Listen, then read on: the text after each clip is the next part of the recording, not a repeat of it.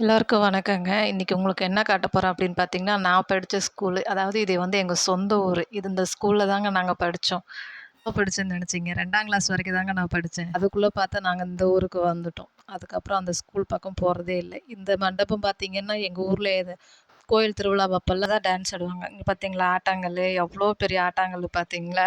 அதுதான் அப்பல்லாம் மாவாட்டுவாங்க. இது பார்த்தீங்கன்னா, எங்க ஊரு கொலசாமி, கருப்பசாமி பாருங்க. அப்ப திருவிழா முடிஞ்சோனே அவ்ளோ அழகா இருப்பாரு. அதுக்கப்புறம் பார்த்தீங்கன்னா, எங்க ஊர் காளியம்மன்.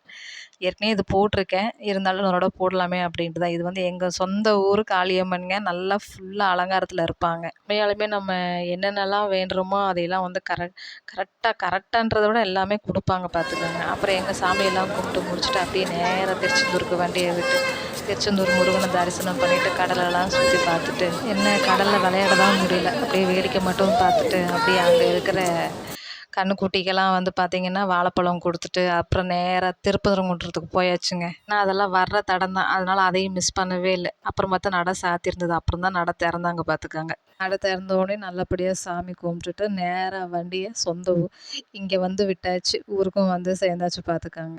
நான் சொன்னது பிடிச்சிருந்தா லைக் பண்ணுங்க, சப்ஸ்கிரைப் பண்ணுங்க. பாய்.